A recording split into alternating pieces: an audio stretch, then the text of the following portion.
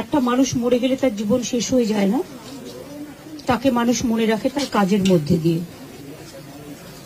তার আত্মা শান্তি পাক, বারবার তিনি ফিরে আসুন এই বাংলার মাটিতেই। আমি এটুকু বলে আপনাদের সকলকে নমস্কার জানাচ্ছি। আজকে আমার ঝাড়গ্রাম যেতে হবে, যেহেতু আমার ঝাড়গ্রামে কালকে ওয়ার্ল্ড ট্রাইবাল ডে প্রোগ্রাম করা আছে। না গেলে ওরা সেন্টিমেন্ট নেবে, না হলে অন্য প্রোগ্রাম হলে আমি ক্যান্সেল করতে পারতাম। আর এই খবরটা শুনে আমি এতটাই টেন্স হয়ে গেছিলাম, দেখুন হাতটা পুরো ঘষে গিয়ে পুরো গলগল করে রক্ত বেরিয়েছে। তার মধ্যে আমি নিজেই মানে কিরকম একটা লাগছিল।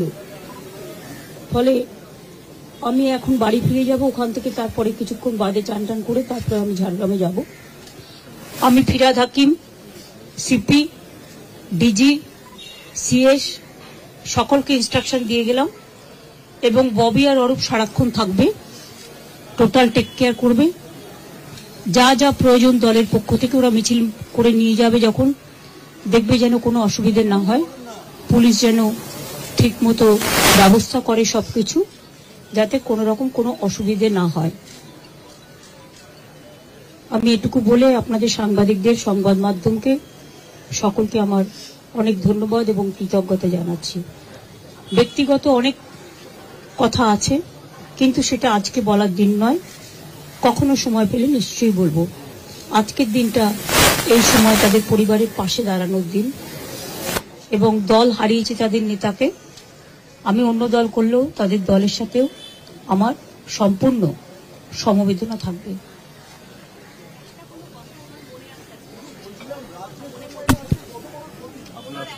না, আমি যখন আসতাম, যতদিন তিনি ভালো ছিলেন, তিনি অনেক গল্প করতেন, অনেক কথা বলতেন, সেগুলো ব্যক্তিগত লেভেলে।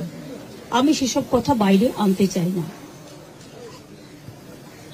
আমার সাথে দেখা হয়েছে সিঙ্গুর আন্দোলনের পরে, গোপাল গান্ধী যখন গভর্নর ছিলেন, একটা সুন্দর পরিবেশে আলোচনা হচ্ছিল।